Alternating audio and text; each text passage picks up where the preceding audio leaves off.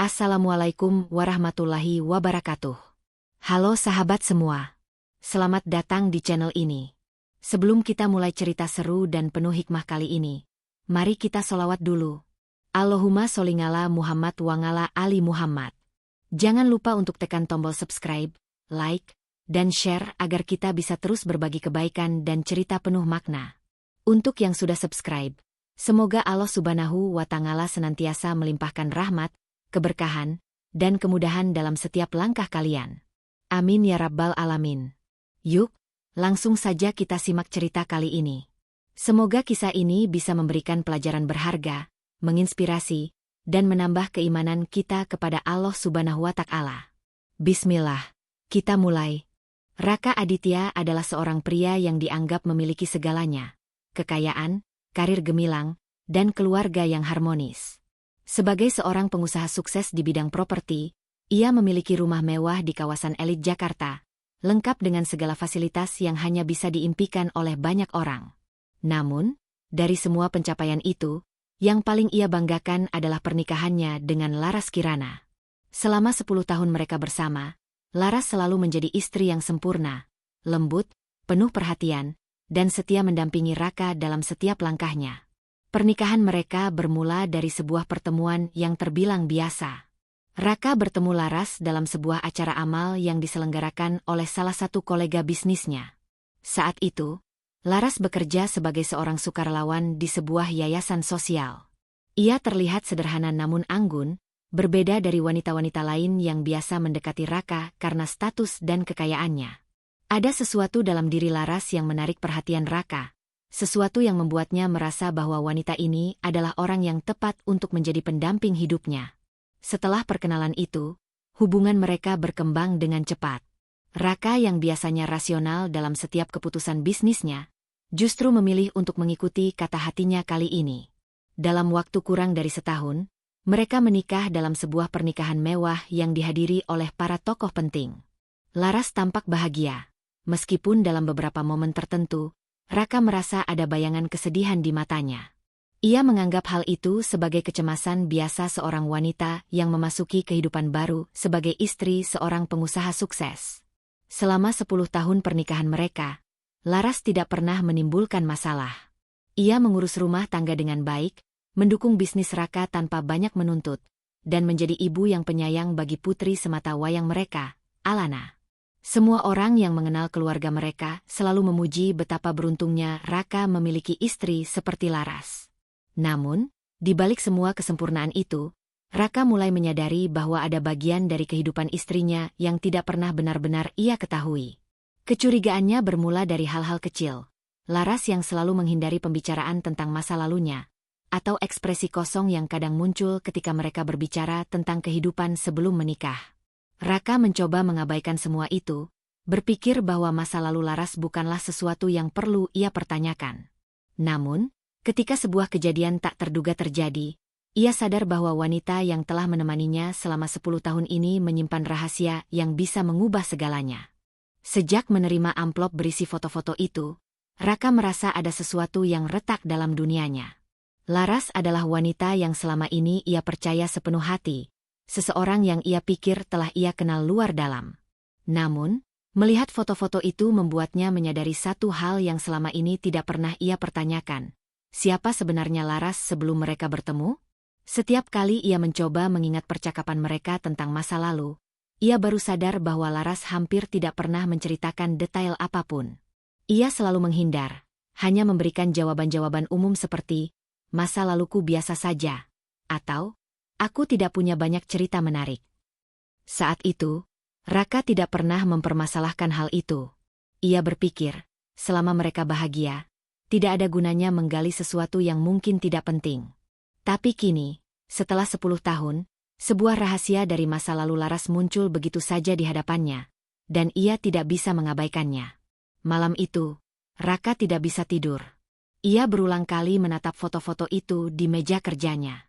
Wajah Laras dalam foto tersebut begitu berbeda dari wanita yang ia kenal. Tidak ada kelembutan, tidak ada senyuman hangat yang selalu membuatnya merasa tenang. Mata Laras di foto itu penuh dengan sesuatu yang sulit dijelaskan. seperti seseorang yang sedang menyimpan beban berat atau sedang menyembunyikan sesuatu yang kelam. Pagi harinya, Raka memutuskan untuk tidak langsung menanyai Laras. Ia ingin mengumpulkan lebih banyak informasi sebelum membuat kesimpulan.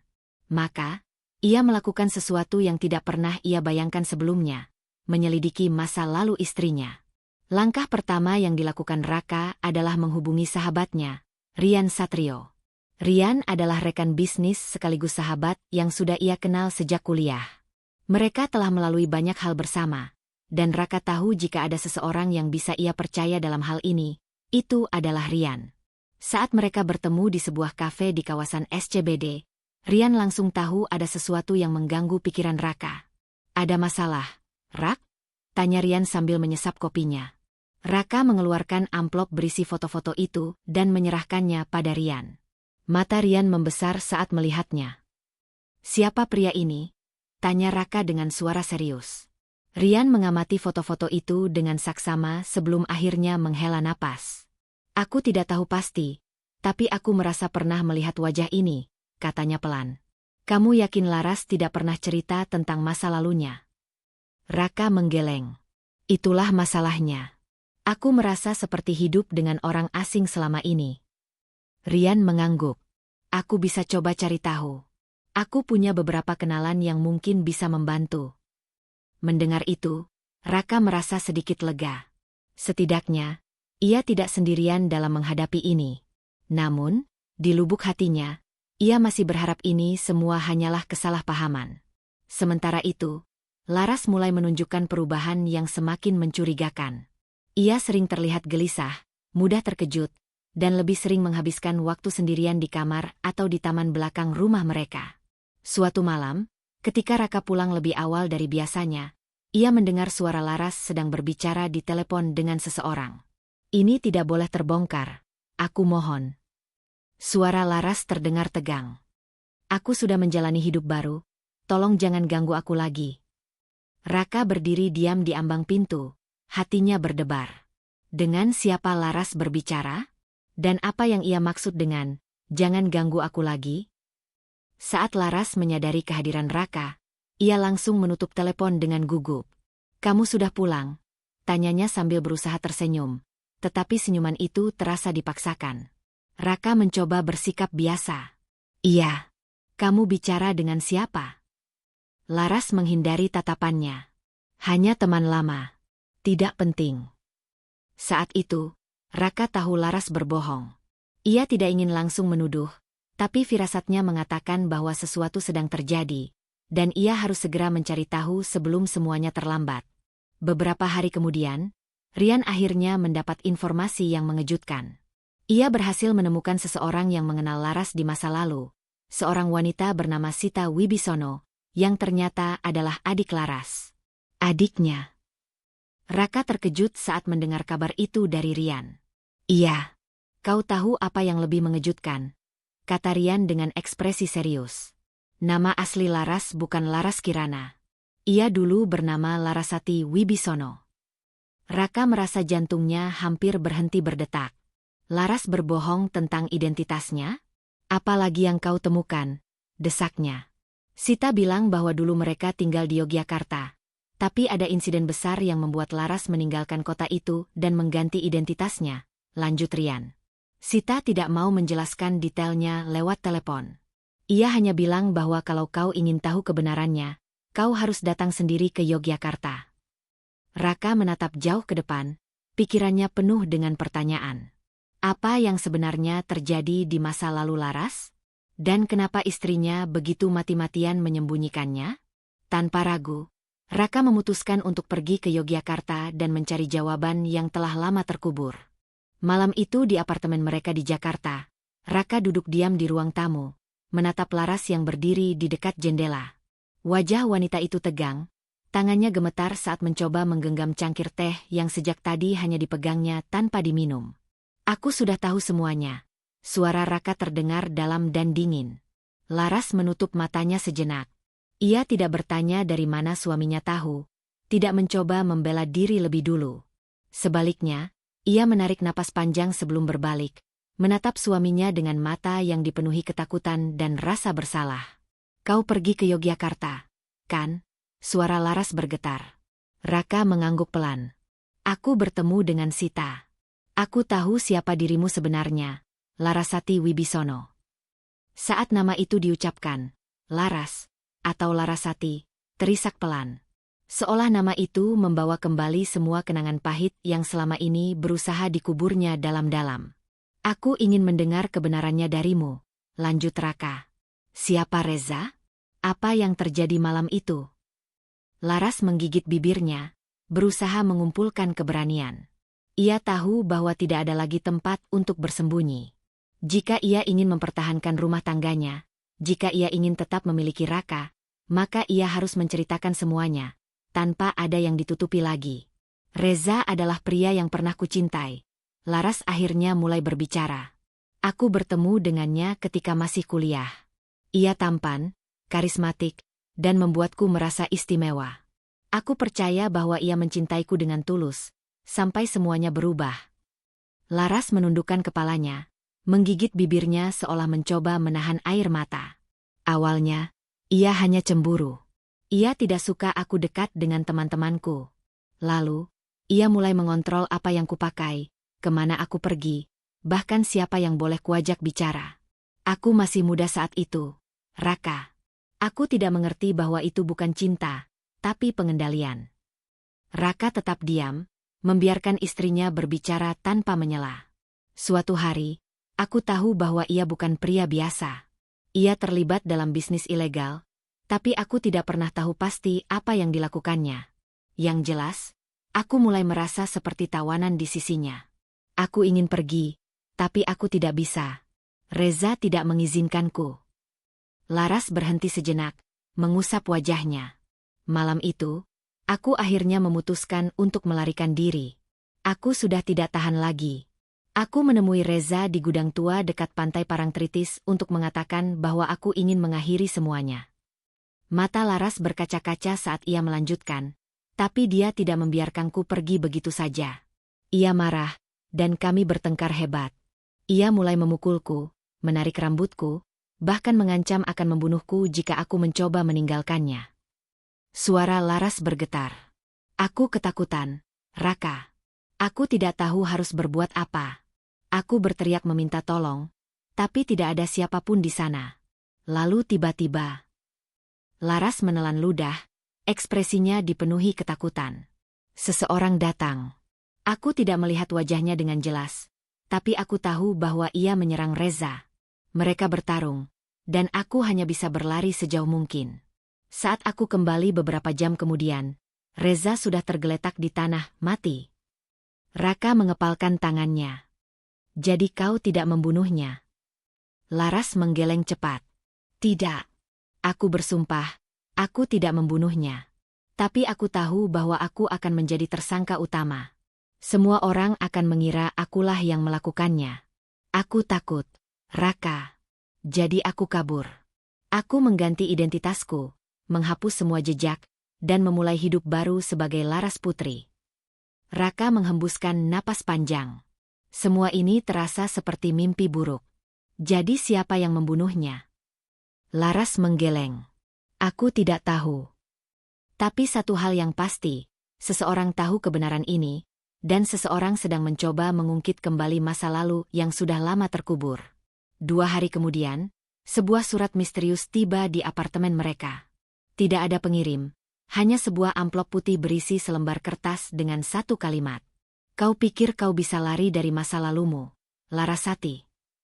Laras membeku di tempat. Raka meraih surat itu, ekspresinya menegang. Siapa yang mengirim ini? Gumamnya. Laras menelan ludah. Mungkin Daniel. Raka mengangkat alisnya. Daniel. Adik Reza, jawab Laras dengan suara pelan. Ia membenciku. Ia yakin bahwa aku adalah pembunuh kakaknya. Raka mengepalkan tangannya. Jika benar Daniel yang melakukan ini, maka pria itu sedang merencanakan sesuatu. Dan itu artinya Laras dalam bahaya. Kita harus mencari tahu siapa sebenarnya yang membunuh Reza, kata Raka akhirnya. Dan kita harus melakukannya sebelum seseorang mencoba menjebakmu kembali. Malam itu, Raka dan Laras bertemu dengan seseorang yang bisa memberi mereka jawaban. Seorang mantan anak buah Reza bernama Bayu. Mereka bertemu di sebuah kafe kecil yang sepi. Bayu tampak gelisah, matanya terus melihat ke sekeliling. "Apa yang kalian mau?" tanyanya dengan suara pelan. Raka mencondongkan tubuhnya ke depan. "Kami ingin tahu siapa yang membunuh Reza." Bayu terkekeh. "Kalian benar-benar tidak tahu, ya?" Laras menegang. "Apa maksudmu?" Bayu menghela napas. "Yang membunuh Reza bukan kau, Laras. Bukan juga orang yang kau lihat malam itu. Yang membunuhnya adalah seseorang yang selama ini ada di dekat kalian." Jantung Laras berdetak kencang. "Siapa?" Bayu menatap mereka dengan mata tajam. "Sita." Raka dan Laras membeku. "Tidak mungkin," gumam Laras. Bayu tersenyum miring. "Dia yang ada di gudang malam itu. Dia yang menusuk Reza." Laras terjatuh ke kursinya. "Tidak percaya." "Kau bohong," bisiknya. "Tidak." Bayu menggeleng. "Aku ada di sana. Aku melihat semuanya. Sita melakukannya untuk melindungimu. Tapi kemudian dia membiarkanmu kabur agar kau berpikir bahwa kau sendirian." Raka menatap istrinya yang kini tampak syok. Semua yang mereka ketahui selama ini ternyata adalah kebohongan. Masa lalu yang mereka kira sudah terkubur ternyata masih hidup, dan lebih berbahaya dari yang mereka bayangkan. Langit berwarna kelabu ketika Laras duduk di tepi tempat tidur dengan kepala tertunduk. Suasana di dalam kamar terasa begitu hening, hanya terdengar suara detak jam dinding yang menggema di ruangan. Bayangan dari pengakuan Bayu terus berputar dalam pikirannya. Sita. Sita yang telah mengakhiri nyawa Reza. Pernyataan itu menghantamnya lebih keras daripada yang pernah ia bayangkan. Raka berdiri di dekat jendela. Tangannya bertumpu pada bingkai kayu. Matanya menatap keluar tanpa fokus. "Aku tidak menyangka ini." Suaranya terdengar pelan namun penuh ketegangan. Laras menatap suaminya. "Aku tidak tahu bagaimana harus menghadapi ini, Raka. Sita selama ini sahabatku. Aku tidak bisa membayangkan dia melakukan sesuatu seperti itu." Raka menghela napas panjang, kemudian menoleh dan duduk di samping istrinya. "Kita tidak bisa hanya mendengar dari satu sisi. Kita perlu mendengar langsung dari Sita." Laras menggigit bibirnya, hatinya berkecamuk. Bagaimana kalau semua ini hanya permainan Bayu? Bagaimana kalau ini hanya jebakan? "Kita tidak akan tahu sampai kita menanyakannya sendiri," jawab Raka. Setelah beberapa saat hening, Laras akhirnya mengangguk. Mereka tidak bisa terus bersembunyi dari kebenaran. Jika ingin hidup mereka benar-benar bebas dari bayang-bayang masa lalu, mereka harus menghadapi ini sekarang. Mereka memilih tempat yang jauh dari keramaian untuk bertemu dengan Sita. Rumah makan kecil di pinggir kota menjadi saksi bisu pertemuan itu. Ketika Sita tiba, ekspresinya seperti biasa, tenang, anggun, dan penuh percaya diri. Namun, Laras menangkap sesuatu di balik matanya. Ada ketegangan yang coba ia sembunyikan. "Ada apa?" Sita duduk di hadapan mereka, lalu menyesap sedikit kopinya. "Aku penasaran kenapa tiba-tiba kalian ingin bertemu denganku." Laras menarik napas panjang. "Kami ingin mendengar sesuatu langsung darimu, Sita. Bayu mengatakan bahwa kaulah yang menghabisi Reza." Sita menghentikan gerakannya. Cangkir kopi yang ada di tangannya nyaris jatuh, namun ia berhasil menahan diri. Ia menatap Laras, lalu menoleh ke Raka, seolah memastikan ini bukan lelucon. Setelah beberapa detik yang terasa begitu lama, Sita menghela napas. "Aku sudah lama menunggu saat ini tiba." Jantung Laras berdegup lebih cepat. Jadi itu benar. Sita menundukkan kepala, jemarinya saling bertaut. "Aku melihat bagaimana dia menyakitimu, Laras. Aku mengikutimu malam itu karena aku tahu ada sesuatu yang buruk akan terjadi. Dan saat aku sampai di gudang, aku melihatnya nyaris merenggut nyawamu." Mata Laras berkaca-kaca. Ia mengingat malam itu dengan jelas. Tangan Reza yang mencengkeram lehernya, wajah penuh amarah yang tidak lagi seperti pria yang pernah dicintainya. "Aku tidak bisa tinggal diam," lanjut Sita. Suaranya terdengar getir. "Aku mengambil pisau yang ada di dekat sana dan menghujamkannya ke punggungnya. Keheningan memenuhi ruangan. Bahkan suara riuh di sekeliling mereka seakan menghilang. "Kenapa kau tidak pernah memberitahuku?" bisik Laras. Sita menatap sahabatnya dengan penuh kesedihan.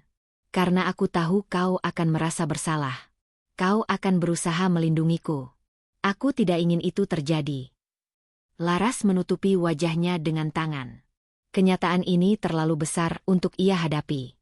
"Dan sekarang," lanjut Sita, suaranya mengandung ketakutan yang tak pernah terdengar sebelumnya, "Daniel mengetahui semuanya." Malam itu, setelah pertemuan yang menguras emosi, Laras dan Raka kembali ke apartemen mereka. Keduanya tenggelam dalam pikiran masing-masing. "Aku tidak percaya ini," ujar Laras akhirnya, suaranya nyaris tak terdengar. "Daniel mencarimu." "Apa maksudnya, Sita?" Di dalam kamar mereka, telepon Laras berdering. Dengan hati-hati, ia mengambilnya dan melihat layar. Sebuah pesan masuk. "Jika kau ingin sahabatmu tetap selamat, temui aku di tempat di mana semua ini dimulai." Sendirian. Darahnya seakan membeku. "Daniel," bisiknya. Raka segera menghampiri dan membaca pesan itu. "Ini jebakan," katanya tegas. "Tapi aku tidak bisa diam saja. Aku harus menyelamatkan Sita," jawab Laras. Raka menggeleng. "Kau tidak bisa pergi sendirian. Kita harus buat rencana," bisik Laras, mencoba menenangkan pikirannya yang kacau. Akhirnya, mereka menyusun strategi. Laras akan menemui Daniel, sementara Raka diam-diam mengikutinya dari kejauhan dan membawa bantuan jika keadaan menjadi buruk. Gudang tua itu tidak banyak berubah sejak terakhir kali Laras berada di sana. Aroma kayu lapuk dan debu memenuhi udara. Di tengah ruangan, Sita terikat di sebuah kursi. Wajahnya penuh luka, matanya menatap Laras dengan penuh permohonan. "Bagus. Kau datang." Suara dingin terdengar dari sudut gelap ruangan. Daniel muncul, langkahnya mantap. Matanya penuh kebencian. "Daniel, lepaskan dia," kata Laras dengan suara tegas. Daniel terkekeh. "Kau pikir aku akan melepaskannya begitu saja setelah apa yang dia lakukan pada saudaraku?" "Aku tidak membunuhnya," seru Laras. "Tidak, tapi kau penyebab semua ini. Reza berubah karena dirimu." Suara Daniel penuh kemarahan. Laras merasakan ketakutan menjalari tubuhnya, tapi ia menegakkan punggungnya. Reza yang memilih jalannya sendiri. Daniel mengangkat pistol, mengarahkannya ke Laras. Saat itulah, sesuatu bergerak cepat dari belakang. "Dor!" Daniel jatuh tersungkur. Pistolnya terpental dari tangannya. Raka muncul dari kegelapan, napasnya terengah. "Cepat, kita harus keluar dari sini."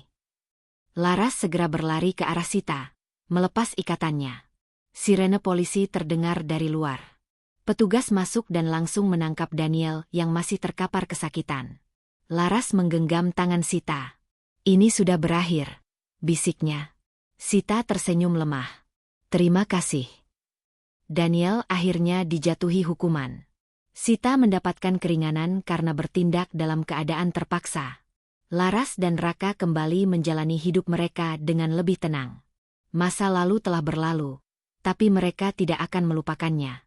Di pagi yang tenang, Laras menatap Raka. "Terima kasih karena selalu bersamaku." Raka tersenyum, menggenggam tangannya erat. "Aku akan selalu di sisimu." Dan dengan itu, lembaran baru dalam hidup mereka pun dimulai. Hari-hari setelah kejadian di gudang terasa seperti kebangkitan bagi Laras. Udara terasa lebih ringan, beban yang selama ini menghantuinya akhirnya terangkat.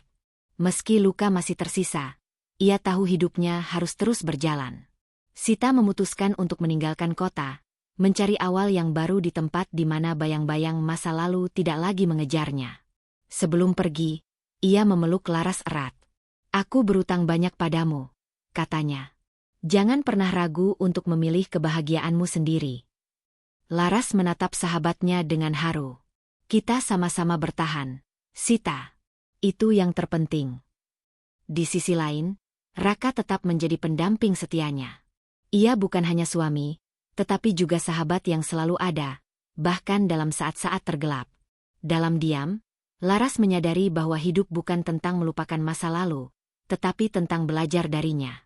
Kesetiaan dan kepercayaan adalah fondasi terpenting dalam sebuah hubungan. Dan yang lebih penting, seseorang harus berani menghadapi kebenaran, seberapapun menyakitkannya. Sambil menatap matahari terbit dari balkon rumahnya, Laras tersenyum. Hari baru telah dimulai, dan untuk pertama kalinya dalam waktu yang lama, ia merasa benar.